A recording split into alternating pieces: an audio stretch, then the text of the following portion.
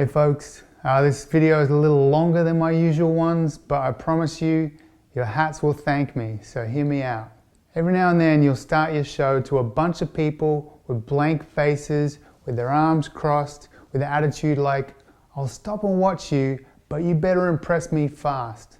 But if they don't have the patience to watch your show, that's their problem, and you probably don't want them in your crowd anyway. It's important not to give in and let them dictate the pace of your show. You aren't trying to impress anyone. Your show's already impressive. What you do want to do is make them want to impress you. In this video, I'm going to talk about working the crowd, or more precisely, making the crowd work for you. How to train your audience to seek your approval, rather than you constantly trying to seek theirs. I use a few little tactics in order to train the audience to be more energetic. I like to call it approval flipping, making the crowd work for your blessing, turning the tables so that the audience tries their hardest throughout the show to please you and not the other way around. This started for me back in 2002. I just finished a show at Circular Quay in Sydney and I was suddenly aware of a presence, better described as an entourage. It was Bruce Springsteen, his whole family, security guards, assistants, the works. Unbeknownst to me, they just watched my entire show, and I'd even picked 2 of his bodyguards to be my volunteers. His wife, Patty, spoke to me first, and then Bruce dropped a handful of cash into my hat, and he said this: "You do what I do. You make them work for you." I hadn't ever seen him perform live, so I didn't really know what he meant. Now, we had a short chat and he put me in touch with his people and told me that I could get free entry and backstage to any of his concerts anywhere in the world. It was a really generous offer, even though at the time I wasn't even a fan.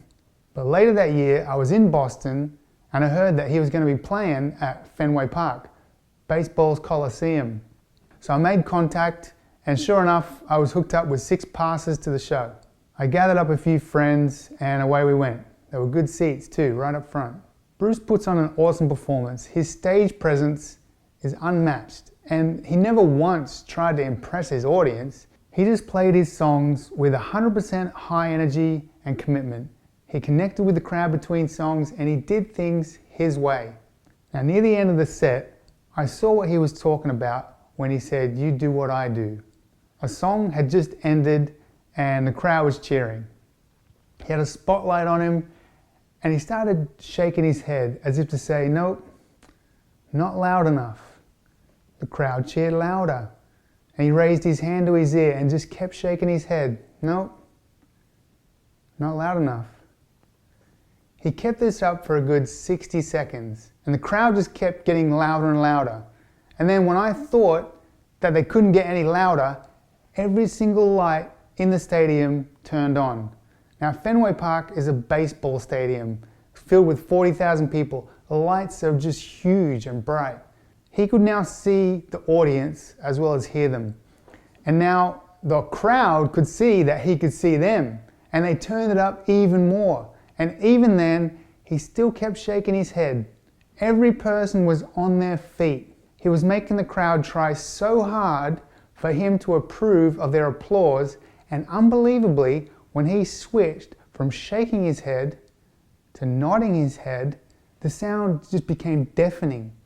He counted in the next song and boom, we're back in the darkness. I was blown away, and he was right. I do what he does. He just does it on a much larger scale. But the technique is the same. It took him pointing it out to me for me to realize that that's what I was doing in my show. I learned from Bruce how to up my approval flipping game.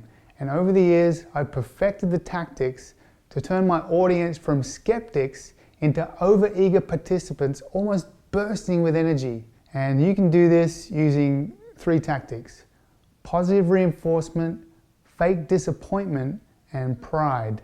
So let's start with positive reinforcement. The very first time that your crowd claps and cheers for you, the very first time, no matter how well they did it, you have to nicely tell them that they need to try harder.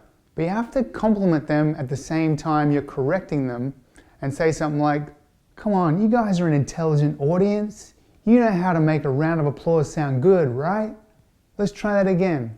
Then, when they do it louder the second time, you have to congratulate them on their performance. Smile really big and say, "That's more like it. You folks are starting to sound like a great audience." Give them a figurative pat on the back as a group with your positive response. Make them feel good right after they applaud, and they'll be more likely to replicate the same response next time. It sets a precedent for each time they applaud after that. They'll start to associate the act of applauding loudly with you smiling back at them and telling them how much of a great job they're doing as a reward. If you see an audience member who's making more noise than anyone and really taking part and having a good time, you need to single them out. Go over and give them a high five. Congratulate them and tell them that they win the Awesome Audience Member Contest. Then tell the rest of the crowd that that title's up for grabs each time there's a round of applause. So everyone here should try and sound more like this person. Next up is faking disappointment. When you're cueing the audience to applaud, you can just take a deep breath and freeze. The silence from you will indicate to the crowd that it's time to clap. And the way your body reacts in this moment can make them clap louder. If the reaction doesn't sound as good as it could, you can indicate to the crowd that you're disappointed in them with your body language. You can do this by letting your face fall, dropping your shoulders. You were hopeful and then disappointed. Shaking your head or a perfectly timed face palm also works to achieve the same result. In the rare case that the crowd really isn't being responsive during your show, you have to address this early. You can drop the charade and give them a quick talking to, like a parent would with a misbehaving kid. Let them know that you're disappointed in them and the show doesn't work unless they join in and provide energy. Show your feelings and vulnerability. Be real and in the moment.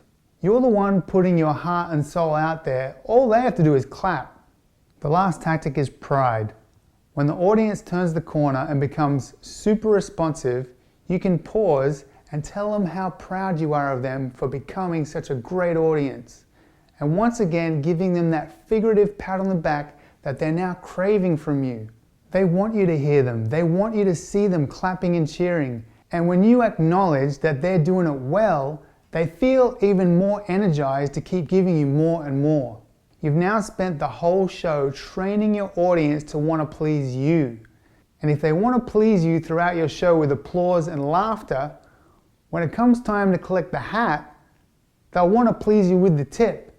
They might even hold it up in the air so you can see what they're putting in, because they want you to know how much they liked you. All you have to do is use your tip speech to let the crowd know what tips are favorable to you. Using the above techniques, you can turn any doubt-filled audience into a loyal following bursting at the seams. I mentioned earlier acting like a parent, and I like to use this as a final analogy. Most of us want our parents to be proud of us. It's in our human nature to want that, and what we don't want is our parents to be disappointed in us. What do you do when a parent tells you that they're disappointed in you? You tend to adjust your actions and try harder. Positive reinforcement, fake disappointment, and showing pride are 3 tools that you can use to train your crowd to want to please you.